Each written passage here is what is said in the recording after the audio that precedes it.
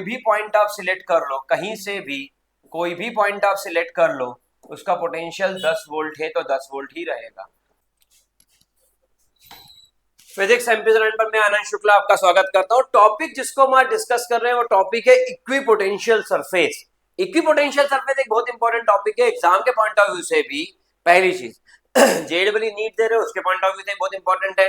और equipotential surface के ऊपर आप देखोगे कि कई सारी थ्योरीज डिपेंडेंट है, क्योंकि इक्विपोटेंशियल सरफेस आएगा तो आप आगे के कई सारे कॉन्सेप्ट्स को समझ पाओगे, नहीं तो आपको समझ पाना मुश्किल है। तो इक्विपोटेंशियल सरफेस होता क्या है? इक्विपोटेंशियल उसको कहते हैं कि एक सरफेस के ऊपर सेम वैल्यू ऑफ पोटेंशियल है। मैं सब पढ़ाऊंगा, डिटेल में पढ़ाऊंगा, एक एक बात बताऊंगा, इस वीडियो को ध्यान से देखो। लेकिन ये समझो कि इक्विपोटेंशियल सरफेस होता क्या है।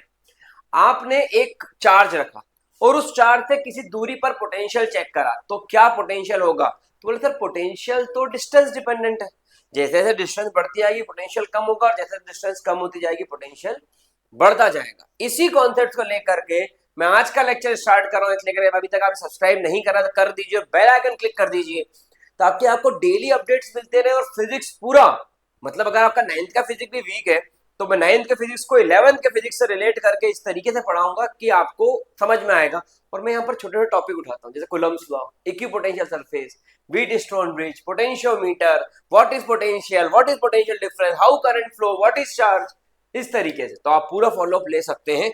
चलिए शुरू करता हूं, लेकिन मैं पहले एक बात बताना चाहूंगा कि इक्विपोटेंशियल समझने के पहले आपको यह समझ में आना चाहिए कि इसको करते कैसे हैं। ठीक है, ध्यान समझिएगा मेरी बात को कि आपको एक रिलेशन समझ में आना चाहिए, रिलेशन बिटवीन इलेक्ट्रिक फील्ड। ये रिलेशन बहुत इंपॉर्टेंट है, इसी रिलेशन पे बना है equipotential surface, relation between electric field and potential. सबसे पहले आपको यह समझ में आना चाहिए मेरे लाडले, तब जाकर कहीं तुम उसका खेल समझ पाओगे और कर पाओगे, नहीं तो मुश्किल जाएगी। ठीक है, समझना इसको, वो ध्यान समझाता हूं और इसकी बात तुमको बताता हूं। चलिए, तो relation between electric field and potential आज का इंपॉर्टेंट टॉपिक है। आपने क्या करा, आपने कहीं पर एक चार्ज रखा, उसका चार्ज का नाम कितना है, क्यू। ठीक है, और आप एक टेस्ट चार्ज को इस क्यू के पास लेकर के आ रहे हैं। लेट्स से कि ये यहां पर इसकी इलेक्ट्रिक फील्ड है, बिल्कुल सही, यहां पर क्या है, इसकी इलेक्ट्रिक फील्ड है। और इस टेस्ट चार्ज को क्यू नॉट को आप किधर की तरफ ला रहे हैं, ध्यान समझिएगा। इस क्यू नॉट को आप इधर की तरफ ला रहे हो।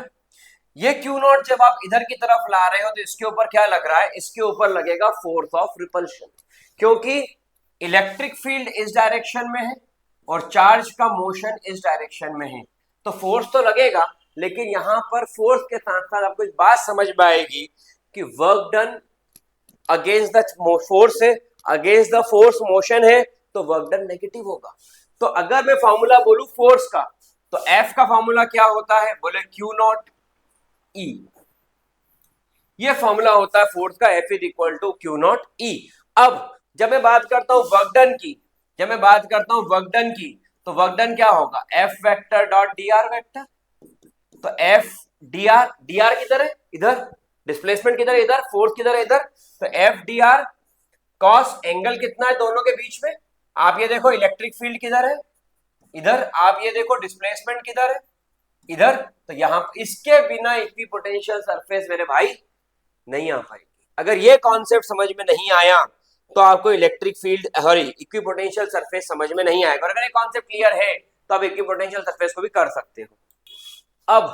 अब यहां पर जब ये cos 180 आया तो ये बचा बना cos 180 की value -1।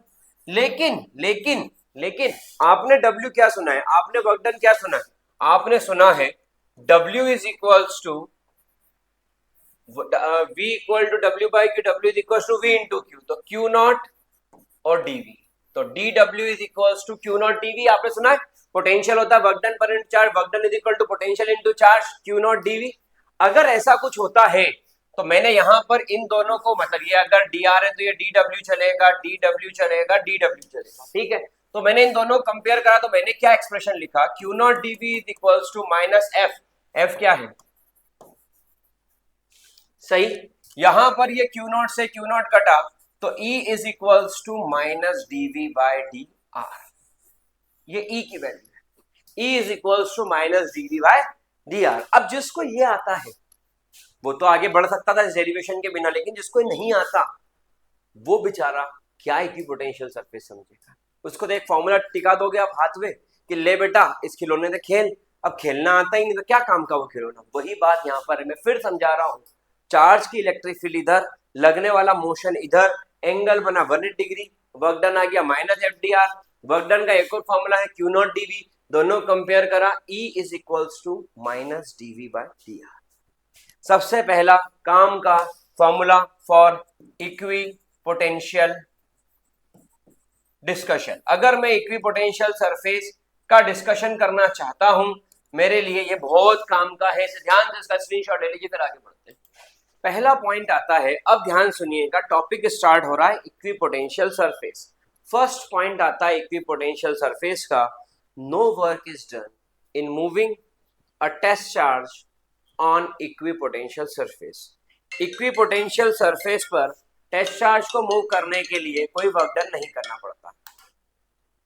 So no work is done in moving a test charge over the equipotential surface. ठीक है, क्यों वर्क डन नहीं करना पड़ता है एक टेस्ट चार्ज को इक्विपोटेंशियल सरफेस पर मूव करने के लिए? मेरी बात को ध्यान सुनना, मैंने एक ये इक्विपोटेंशियल सरफेस ले लिया, ये सरफेस इक्विपोटेंशियल सरफेस है। इसका मतलब क्या होगा, इसका मतलब होगा कि मैं इस पर जितने भी पॉइंट्स लोकेट कर दूं, मैं इस पर कितने भी पॉइंट्स लोकेट कर दूं, उन सभी पॉइंट्स का पोटेंशियल क्या होता है, उन सभी पॉइंट का पोटेंशियल सेम है।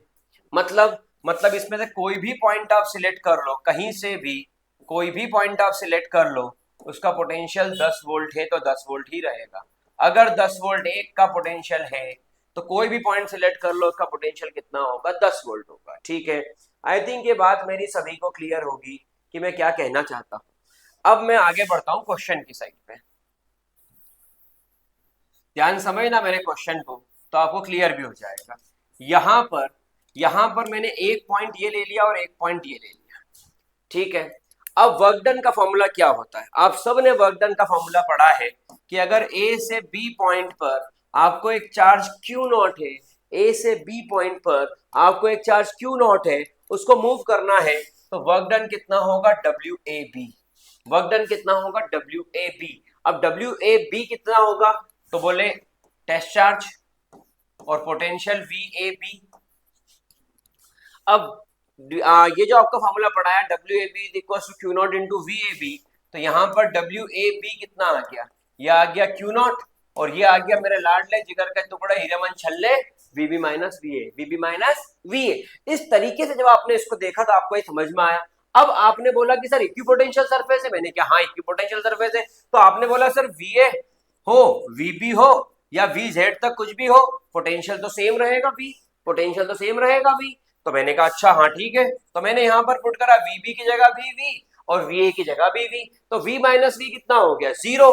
तो वर्क डन ए बी कितना हो गया, 0। इसकी थ्योरी मैं आपको यहाँ पर डिस्क्रिप्शन के लिंक में डाल दूंगा, इसकी थ्योरी के पूरे नोट्स आपको दे दूंगा मैं, वो सब दिक्कत नहीं, इसकी थ्योरी तो जगह जगह मिल जाएगी। इसकी थ्योरी तो आप एक लाइन लिख दोगे, hey please give me theory of this equipotential surface, वो सब थ्योरी दे देगा। बात यह कि इतनी थ्योरी लिखने के बाद भी क्या आपको समझ में आया कि इक्विपोटेंशियल सरफेस होता क्या है?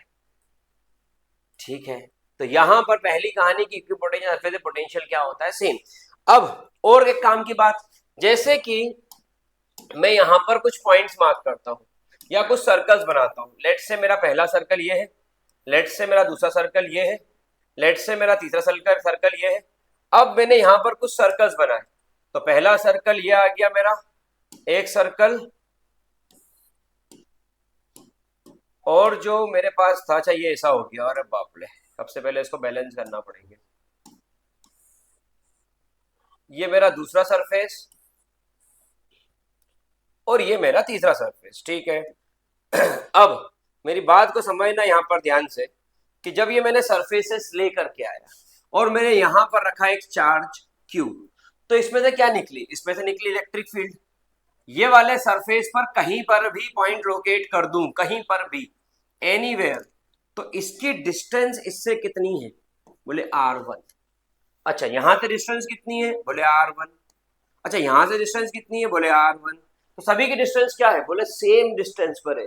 तो इन सबका पोटेंशियल कितना होगा? इन सबका पोटेंशियल होगा v1।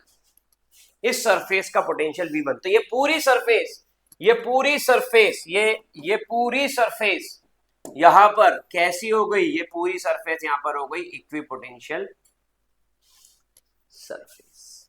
आगे बढ़े और हमने देखा कि मैंने इस सरफेस पर पॉइंट्स लोकेट करे, क्योंकि इसकी डिस्टेंस भी फिक्स है। कितनी डिस्टेंस है? r2। कितनी डिस्टेंस है? r2। कितनी डिस्टेंस है? r2। तो इस पूरी सरफेस का पोटेंशियल क्या हो गया? v2। कहीं पर भी चेक कर लो, तो ये दूसरी पोटेंशियल सरफेस है। तीसरी सरफेस मैंने यहां पर लोकेट करी और इसके ऊपर कुछ पॉइंट्स लगाए। अब इसकी डिस्टेंस देखिए, इसकी डिस्टेंस कितनी है? r3। तो इसका पोटेंशियल क्या होगा? v3। तो मेरी बात को ध्यान सुनना, जैसे जैसे इसकी डिस्टेंस बढ़ रही है एक अलग ही पोटेंशियल जनरेट हो रहा है। इसलिए इस पूरी सरफेस, इस सरफेस को बोलूं, इस सरफेस को बोलूं या इस सरफेस को बोलूं, इनका पोटेंशियल सेम होगा और पोटेंशियल क्या होगा? v। पोटेंशियल क्या होगा? v। तो यहां पर आप देखेंगे, यहां पर आप देखेंगे तो r3 greater than r2 greater than r1। r3 बड़ा है r2 से, r2 बड़ा है r1 से। तो इसके आगे बात करें, इसके आगे बात करें तो v3 less than v2 less than v1। क्योंकि क्योंकि पोटेंशियल डिस्टेंस के इनवर्सली प्रोपोर्शनल होता है। तो ये होता है इक्विपोटेंशियल सरफेस, जो कि एक फिक्स डिस्टेंस पर होती है चार्ज से। बात समझ में आई होगी। अब ये वाला कॉन्सेप्ट जो बताया ये भी समझ में आया होगा। तो यहां पर आ गया no work is done in moving a charge over the equipotential surface. ठीक है, फटाफट से इसको नोट डाउन कर दीजिए, स्क्रीनशॉट ले लीजिए, फिर आगे बढ़ते हैं अगले टॉपिक पे।